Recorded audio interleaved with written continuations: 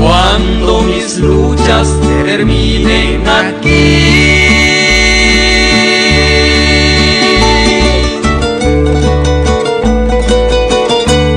y aseguro en los cielos ya esté,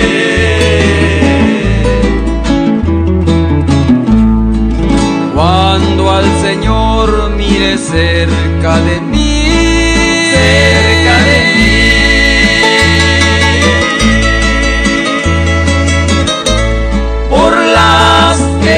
de su gloria tendré.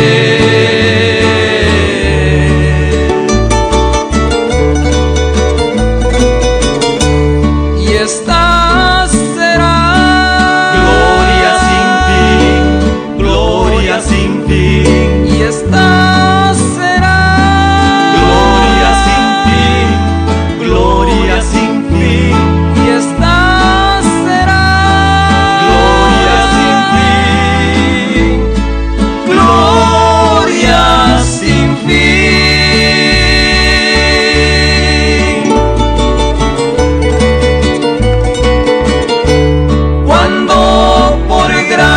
su faz pueda ver.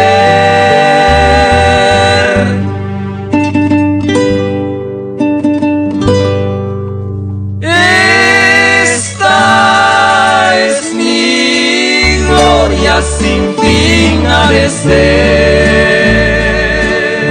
Gloria al Señor. Bueno, esta alabanza, gloria sin fin, muy preciosa expresión de la palabra manifestada a través de esta alabanza. Muy buenos días, ya son las 9 de la mañana con 9 minutos. Les saludamos desde cabina, aquí desde la ciudad de Charlotte, transmitiéndole a usted también a través del www.radioadoración.com. Estamos los 7 días, 24 horas de la semana a través de esta página maravillosa. Bueno, como es todos los lunes, miércoles y viernes a esta hora, el pastor Natividad Ramos está con nosotros ya desde la ciudad de Monterrey, en Nuevo León, México. Queremos darle la bienvenida. Pastor, muy buenos días, adelante. Muy buenos días, hermano Isaí, nuestro auditorio de las Carolinas, Nueva York y bueno, tantos lugares donde nos pueden estar escuchando. Es verdaderamente un gozo que tengamos un día más en el que podamos participar reflexionando sobre estas preciosas verdades bíblicas que esperamos construyan nuestra vida de fe. Así que a Dios gracias y a nuestros hermanos del auditorio por regalarnos su tiempo. Hermano Isaí, estamos listos. Amén, y damos gratitud a nuestra audiencia que siempre está en fiel sintonía de esta programación, ya que es un medio de información para aquellas personas que no tienen y no saben qué hacer acerca de su vida. Bueno, esta radio se ha comprometido siempre para que usted, al escuchar la palabra del Señor, le dé vida a estas personas que andan sin Dios y sin esperanza, a través de la meditación, a través del discernimiento que Dios da a cada uno de nosotros para poder llegar el día que tanto esperamos, que tanto anhelamos. Pastor, bueno, estamos viendo la carta de Santiago, esta carta maravillosa. La última vez hablamos contra los ricos opresores, no que se dijo que no es ser malo ser rico, sino que aquellos que oprimen al pueblo, aquellos que tienen y pues como tantos hacen el día de hoy, no distribuyen, sino que solamente se quedan ellos con todo. Sin embargo, nuestro Dios nos ha puesto en una tierra que produce y seguirá produciendo, porque donde Dios está hay bendición. Pastor, le dejo los micrófonos, muy, muy amable. Gracias una vez más por estar con nosotros aquí en Radio Oración. Muy bien, pues muchas gracias, hermano pastor. Esta carta en la que hemos estado reflexionando, carta de Santiago, que ha resultado extraordinaria, de tal manera que con toda confianza podemos asegurar que no tiene ninguna contradicción con las tesis del apóstol Pablo, que ha sido lo que pasa que es una carta en cierto sentido enigmática, y por supuesto yo la he disfrutado y yo espero que ustedes, mis hermanos, hayan sido bendecidos. Y precisamente esta mañana yo espero ya cerrar esta carta, y creo que el lunes empezaremos con otros temas, una serie de mensajes que tengo la certeza que van a ser una bendición. Pero respecto a esta carta de Santiago, dijimos que está tratando en este capítulo, trató sobre los ricos. Sin embargo, hicimos la precisión, por eso digo Santiago, con Santiago hay que hacer precisiones. Hicimos la precisión que Santiago en su profecía, porque es profecía, nada más que como que a veces es tan pequeña la declaración que hace que pareciera que no lo es. Sin embargo, es una profecía impresionante para los últimos tiempos, porque él lo dice: han acumulado riquezas para los postreros días. Y luego ese suceso que Dios, porque dice que el salario de los obreros que les ha sido quitado con engaño, levantó clamor a la última instancia, que viene siendo el Supremo Tribunal de Justicia Divina, evidentemente porque aquí no se encontró ninguna instancia que los hiciera valer a los obreros de la tierra. Sin embargo, yo quiero dejar esta idea antes de entrar a cerrar ya esto, y es que esta profecía no es no es una profecía local, es decir, donde ciertos grupos de ricos del tiempo de Santiago. Esta profecía es global, es generalizada, y me atrevo, por supuesto, a decir que Dios hará la suma de sumas de los agravios que en la tierra se han cometido desde el principio de la raza humana contra aquellos que no han recibido su salario, porque es cierto, Dios estableció la institución del trabajo. El trabajo es una institución, pero también instituyó la paga. Y también no solo paga, sino paga justa y la paga oportuna. Es decir, no escatimarle. En Israel terminaba el día y aquí está su salario del día. No sea que ese hombre no tuviera ni qué llevar a su casa. Entonces, estos son cuidados de Dios con ese gran sector laboral. Sin embargo, en vista de que se les ha despojado por engaño de ese salario, es decir, ese salario clama y debía estar en los bolsillos de esa gente pobre, sin embargo está en los bolsillos o en los grandes depósitos de ese selecto sector de ricos ancestrales. Por lo tanto, esto tiene que ver con implicaciones globales, no es en el sentido de que algunos ricos, no. Está hablando de verdaderas fortunas, que yo me atrevo a decir, hay fortunas milenarias. De tal manera que creo que el mensaje el mensaje pasado fue un mensaje extraordinario, duro, pero este día voy a entrar a otra cuestión que no deja de ser la misma cuestión. Es decir, aquí va a hablar de las aflicciones de los creyentes. ¿Y por qué hace eso Santiago, evidentemente, o la profecía?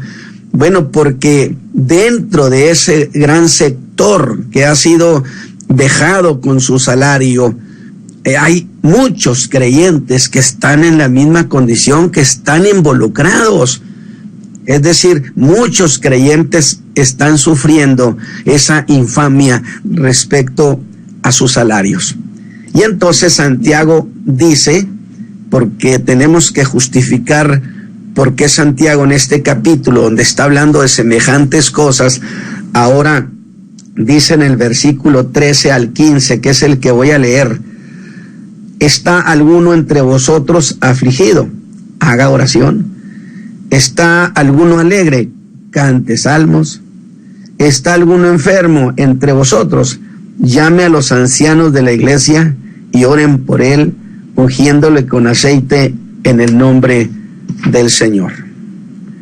Muy bien, pues esta mañana, mis hermanos, estaremos dando por concluida nuestra exposición sobre esta carta de Santiago, que era pastor en Jerusalén, que ha sido una carta donde las cosas inesperadas estaban detrás de cada versículo, estaban escondidas, sorpresas hubo en cada capítulo, y no podía ser menos lo que sucediera con este capítulo 5, capítulo que ha sido llamado como el capítulo de la aflicción social, donde en calidad de profeta social, Santiago nos ha hablado de un conflicto de enormes dimensiones, de un conflicto obrero-patronal que causó y que va a causar la intervención de la justicia divina. Definitivamente no se trata de un caso limitado, sino que este es un juicio sumario de este conflicto obrero-patronal de grandes dimensiones. En tanto, el salario obrero dice que presentó a Dios queja.